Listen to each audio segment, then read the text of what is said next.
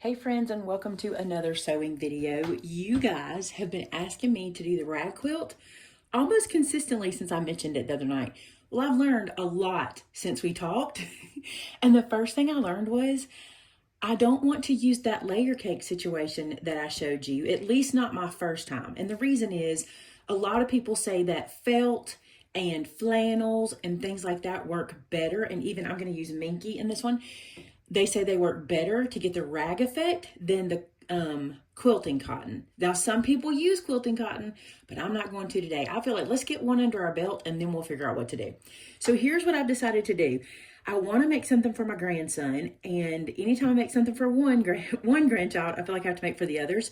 So I'm going to be making 3 of these, but today we're just going to make one, and I want to show you the process I'm going to try. Okay, so rag quilts are super easy. I mean, by the time you get it assembled, the quilt is made. It just has to be washed and it's ready to go.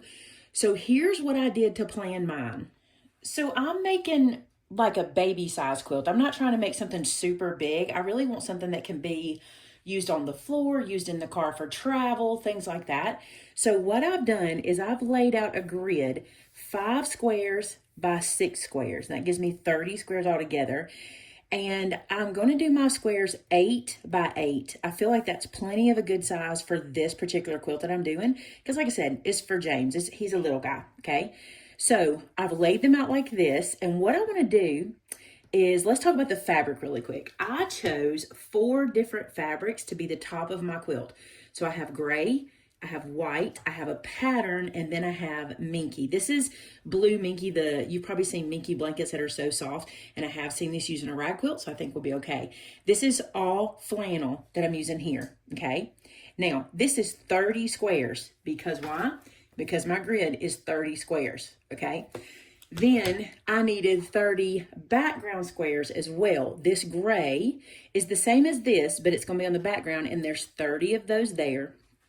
And then I needed 30 batting squares. Now, batting can be confusing. If you don't quilt, you might not know what this is. But if you go to your quilt store, to your big box store, if you look online and you look up quilt batting, this one I have here is kind of a lightweight. You see it's pretty flat. I don't really like a super thick batting.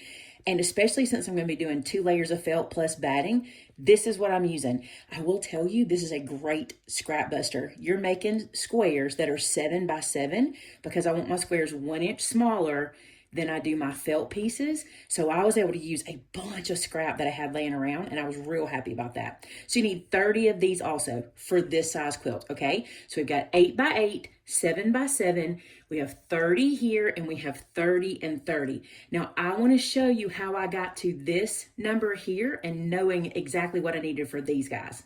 Okay, guys, here's what I did to plan mine out. I went to my Cricut software. Now, I, at this moment in time, do not have a subscription. I have accidentally let my card date expire and I haven't updated it, but I thought that was good because I could show you, even if you don't have a Cricut subscription, you can still do this, okay?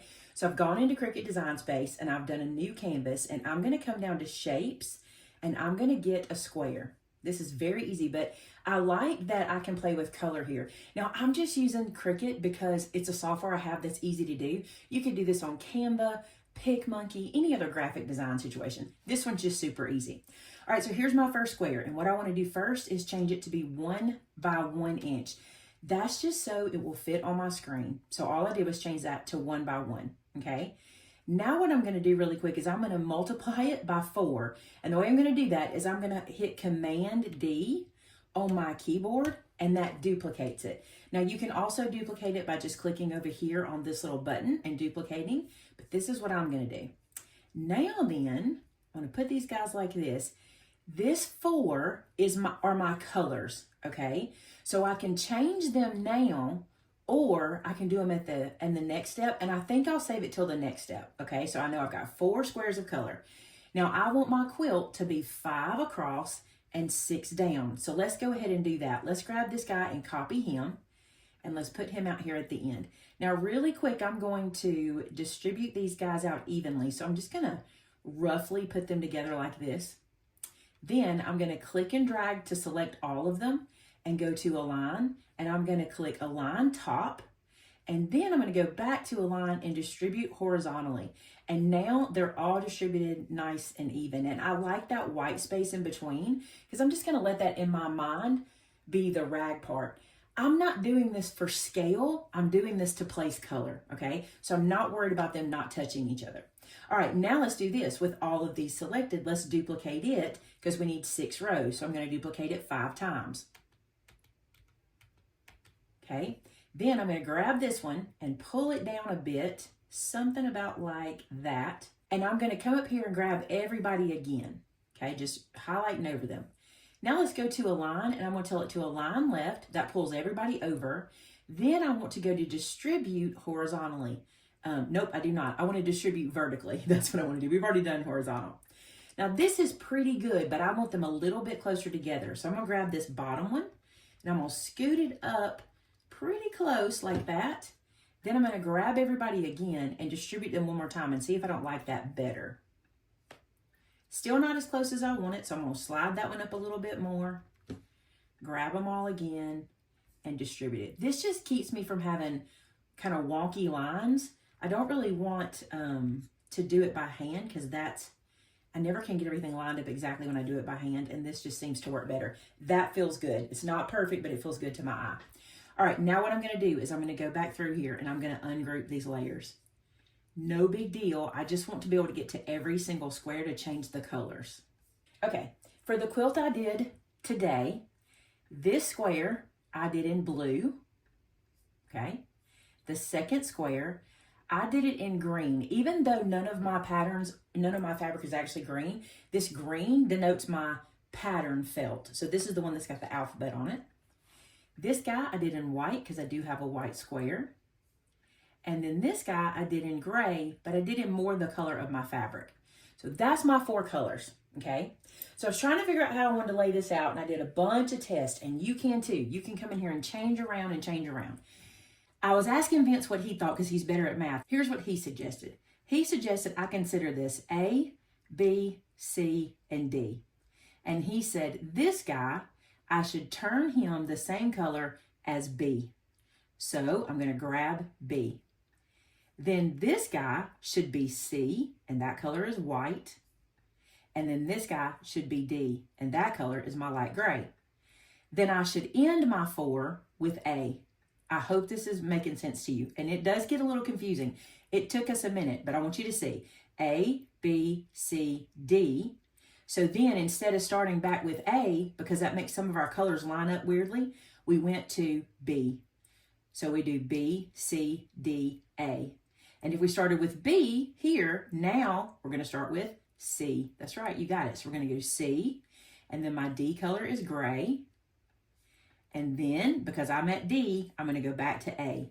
So then I do blue, and then B is green. And you just continue this out because now this is C, so my next row needs to start with the D color, which is gray, the light gray. And I can go back to A, B, and C. So you can do this any way you want to. This is just how we did it because I was just trying to figure out a way where things wouldn't super line up. And some things still do line up in ways I don't love, but it's not the worst. Okay, so now that I'm here, I'm going to grab this guy, and I started A right here. Now I'm going to start B. So I'm going to do green, B, C, D, and then we go A. So now I'm starting with C, and then I'll do D, and then I'll go back A, B, and C. Now this is where you start trading stuff up. I know this is not the exact grid. I already have it done. Let me open that one that I did perfectly when I was paying attention, and I'll show you what it looks like. So this is the one that I did where I paid attention and got them right, and I can see that it's different than the one I just showed you, but I was just trying to show you kind of how we did it. Now, the other thing I did, I wanted to know how many of each of these squares I needed to cut. So I came in and I counted A. So I've got 1, 2, 3, 4, 5, 6, 7, 8. So I put 8 next to A, and I did the same with B, C, and D, and got my numbers. So that is how I came up with how many of each square I was going to need to cut. I hope this helps you. You do whatever works for you. You can totally do this with a notebook, just like I showed you my grid. I could have just used colored pencils, or I could have just written letters for each to denote each fabric. But whatever works for you, I just wanted to give you some options. For me, what I love about this, because I'm going to make one of these for James and then one for Addie and Emmy, I can come back in and just edit these colors and be in the perfect shape I need to be in without having to rebuild this over and over again, because I'm going to save it in Cricut. All right, so now let's get to making. So I've had a lot of questions about my machine and the tools that I use. So I'm going to work very hard to make sure we put those in the description below. I already have the machine listed there in the description. So if you're wondering about it, it's the Janome M7 Continental. And so I have the link for you there, because I know you guys see it here and you see me pushing buttons and you're wondering what kind of machine it is. And maybe someday when I feel like I know it well enough, I'll bring you a tutorial on it or a demo. All right, here's what we're going to do now. With all of our squares, we're going to make 30 squares of this fabric we've done. And here's what you need. You need a top piece, which is one of those 4 colors we just laid out. You need your batting, which remember is 1 inch smaller than your other pieces. And then you need a backer. This quilt is going to be gray on the back and it's going to have multicolor on the front. Now we're going to do something that's basically called chain piecing. Originally, I was going to, I'll show you, I'm going to sandwich these together. See how I'm putting that where I have like a 1/2 inch around it? Does that remind you of paper crafting? Keeping your little card making mat around it. So we've got backer, batting, and then I'm going to sit this guy on top. So we've made our little sandwich. Now, originally, I'd planned to cut out a heart and then trace it on the center of this sandwich and stitch that little heart down to hold these pieces together. And I may still do that when I get to the girls' quilts, but the reason I'm not doing it now is because I've been cutting squares all morning and I want to sew. So I'm anxious to sew, and I thought, let's do this an easy way and let's get one of these quilts under our belt and then we can get fancy. All right, these quilts are super forgiving. You do not have to be precise. As a matter of fact, I think part of the charm is that they're not precise. What I'm going to do is sew a line from point to point on this little sandwich. When you're quilting, the point of quilting is you have to put the pieces together so they'll stay together. So you're quilting them together. And this is how we're going to do this little guy. So I'm going to put his little point underneath my sewing foot, and I've got to move my needle. My needle is way to one side. Okay, so I'm going to put my presser foot down. And then I'm going to eyeball this. I'm not going to take the time to draw lines. Again, the charm of these quilts is they're handmade, okay? So I'm just going to sew across, making a line from one corner to the other.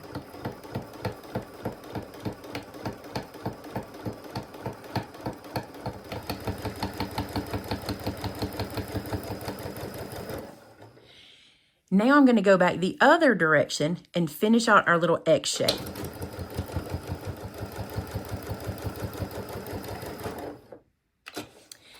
And this is what you want to do with all 30 of your squares. Now, I'm not going to do them this way. I'm not going to do an X every single time and then do another X, another X. We're going to chain piece. Okay, so I'm going to move this aside.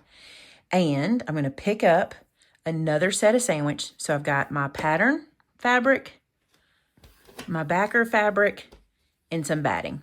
So let's lay our batting down. You might be wondering why we cut a little bit shy. When we go to put these together, that'll all make sense. It just gives us some seam allowance.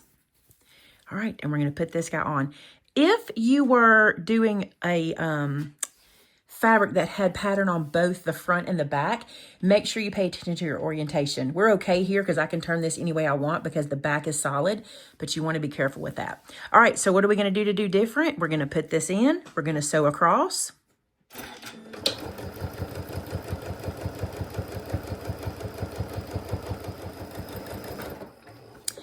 Now, leaving that one there, I'm going to make another sandwich.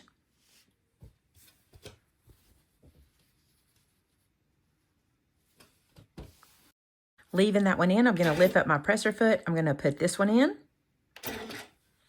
And I'll keep going.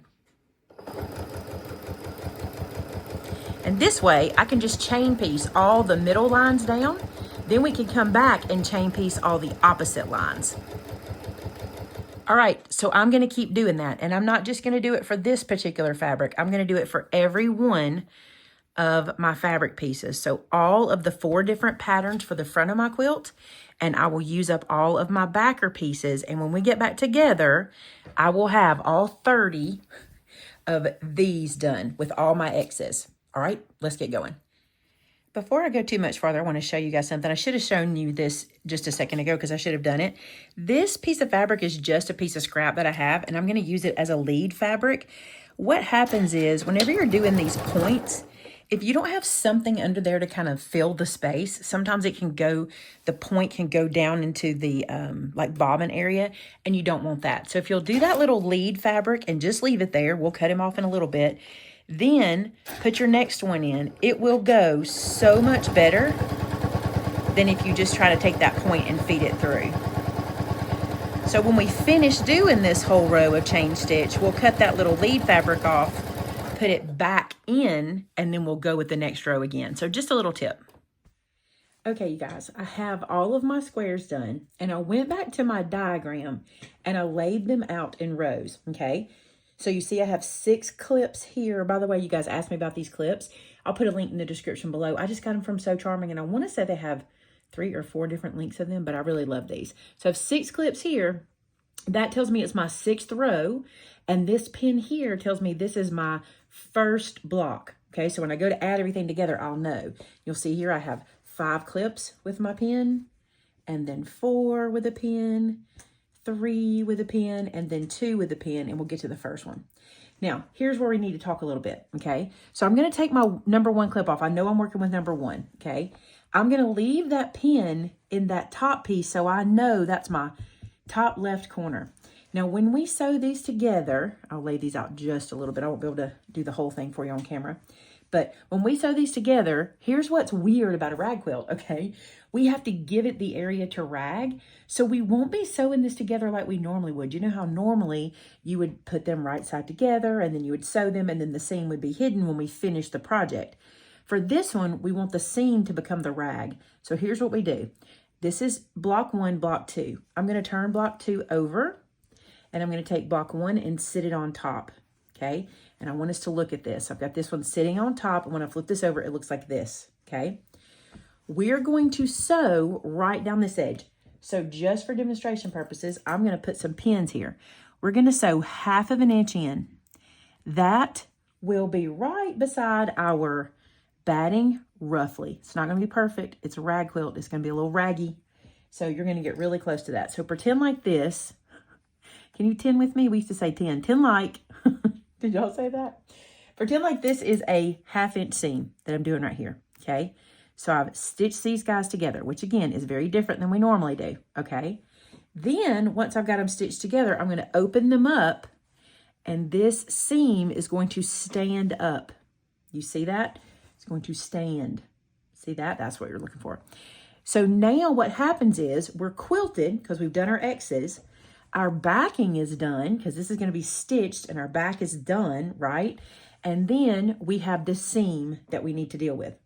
So what I'm going to do right now is I'm going to take this first row and I'm going to go through and I'm going to sew them just like this so that the seam sticks up, okay? So I've done this one. So what does that mean for my next block? That means the front of my next block will go underneath and it will get sewn so that this seam stands up. All right, and we'll do that all the way down. So let's go to the sewing machine. All right, so before we start sewing, I want you to do something. This is your plate, like your foot plate. I'm not sure all the technical terms, but this plate has like a ruler on it, and some of them are more detailed than others. I want you to find the 1/2 inch mark on your plate. Mine is right here, and it's practically the end of my presser foot, so that's wonderful. I'll just be able to use the side of my foot. But if you need to mark that with like a piece of washi tape, or if you have some of the seam tape that can go right down here, the one that's got this is the 1/4 inch seam tape, you could put that down. If you have one of those magnet pieces, you could put there, whatever works for you for that. But I'm just going to use the side of my foot. So I'm going to check my pattern orientation because I do have that one that does matter. And then I'm going to put this in and I'm going to sew down 1/2 inch.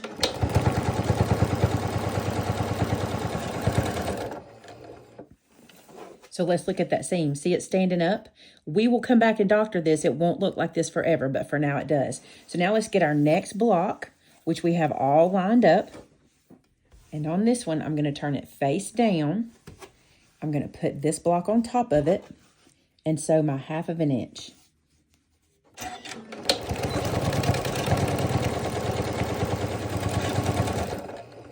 Now let's keep going until we build this entire row. Now that's my first row done. I'm going to do all the rows like this, and then we'll put them together. Look at these pins. Why does that satisfy me so much? I have to tell y'all too, because I know you're going to tell me in the comments. I have alphabetties. If you don't know what those are, there's little square things that have the alphabet on them, and you just put like A, B, C, D, E, all the way down. But there's something about this that is just satisfying to me, and I like having them there. So that's why I use those. You don't have to use the pins, but they work. All right, do you see what we've done? We've done our rows. We've got our seams facing up. Now, for what may be the hard part, but I really think, gosh, nothing about this has been hard. Cutting the fabric was a little hard, but then I got to thinking about it. It's because I was cutting 3 today, and 3 at a time was a lot, but just doing one of these guys would be nothing. I mean, this could be a morning sewing project. Okay, so row 1, row 2. We have to put them together, okay? How are we going to do that? Just like we did these seams. We're going to, I can take these off because I know, matter of fact, I may put them to the side just so I can keep up. We're going to take our pieces, and here where they should come together, we're going to lift them up and we're going to put them together where the back side is together. Okay. So we want the back of our piece together. And I'm not doing this right now. I'm trying to show you what's going to happen. Okay.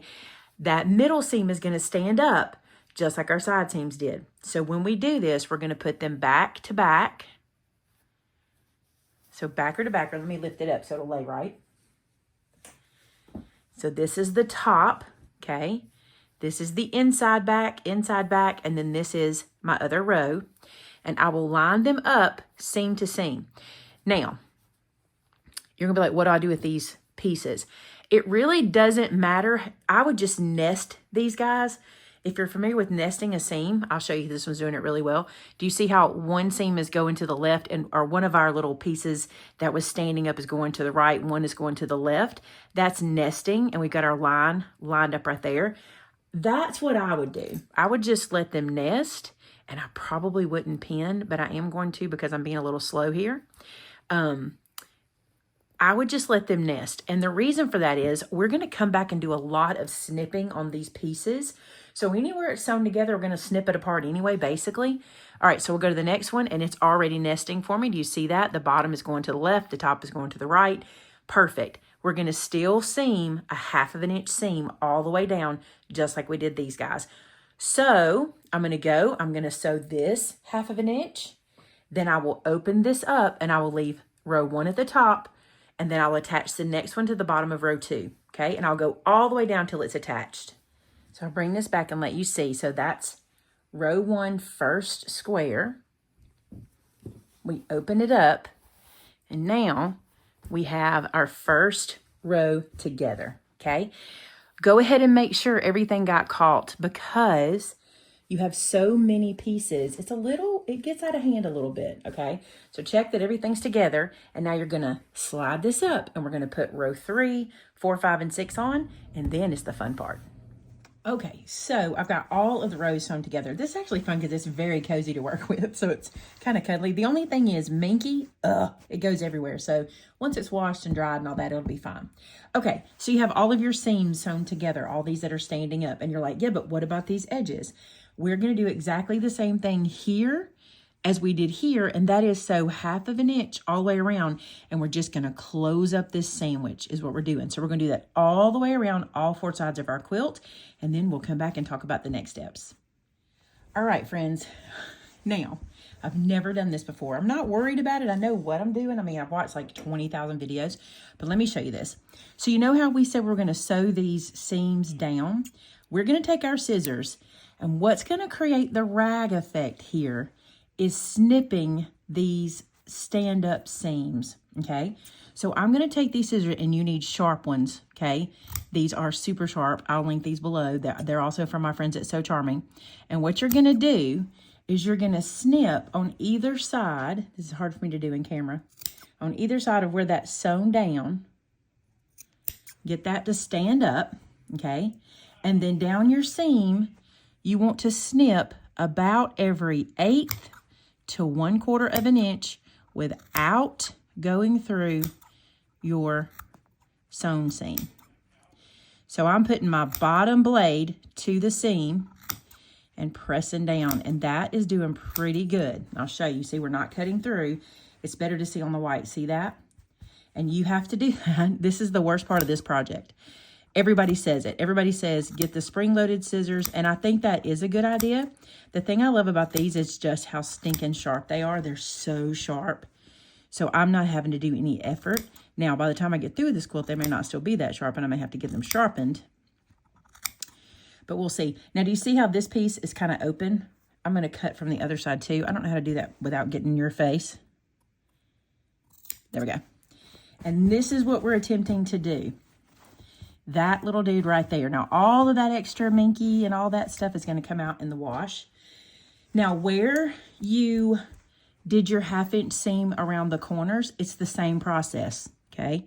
You're just going to come in and you want to snip every 1/4 to 1/2 inch without going through the seam. Now, don't do what I'm doing. I'm like floating because of camera. Let's turn it over this way. It'll be a lot safer for everybody involved. There we go. My favorite person that I watch is on these kinds of things is Erica Arndt. If you haven't watched her, be sure to watch her. Her rag quilt is really good. She's done several. And the thing I love about hers is she says, you know, 1/4 to 1/2 inch, somewhere in between there. So I'm not measuring, but I'm using my paper crafting life to know what 1/4 inch is, because we kind of know. All right, now when I get to this corner, I'm going to turn around. I'm not going to cut that away. I'm going to come down here and start fresh.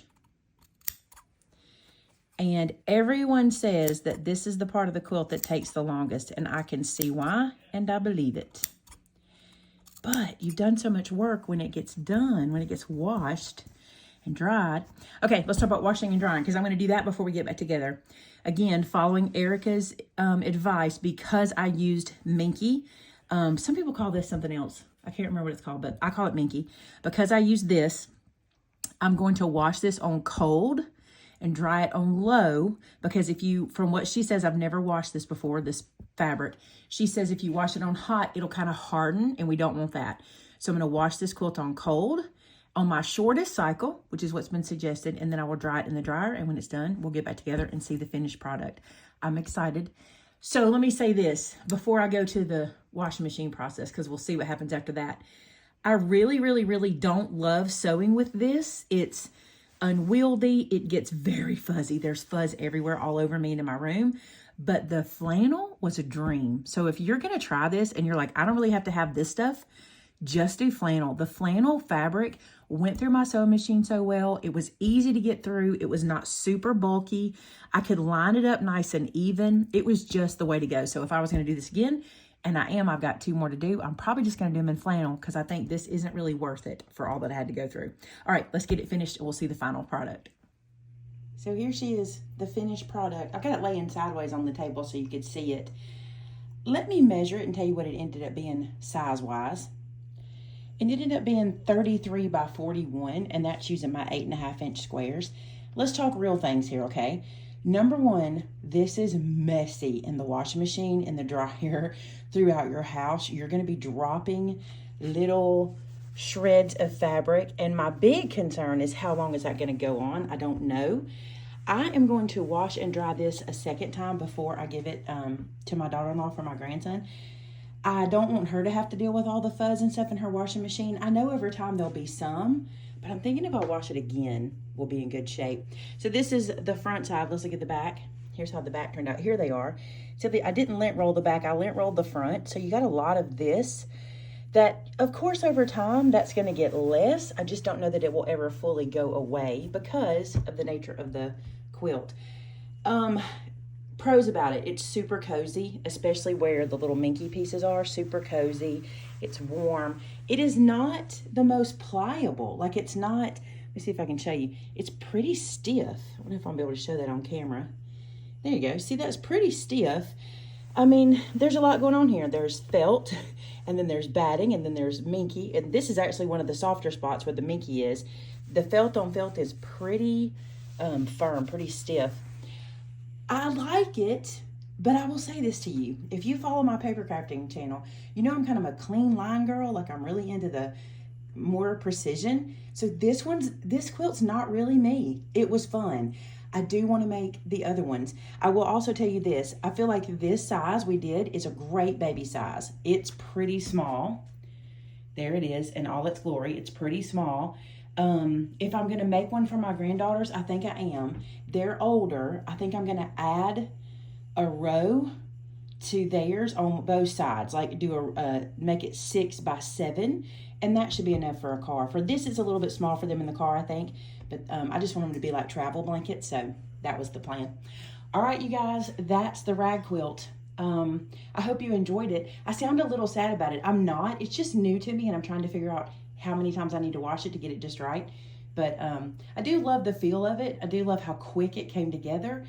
The snipping, a lot of people said all of this snipping was pretty tedious. It was. My hand was hurting at the end. Use super sharp scissors and you can get it done. All right, guys, that's that one. I hope you enjoyed it. In the comments below, I need all your rag quilt tips. Tell me everything you know about getting rid of all the little fuzz and the lint and the extra pieces, and how to treat this guy so that I can really, really fall in love with it. All right, until next time, bye now.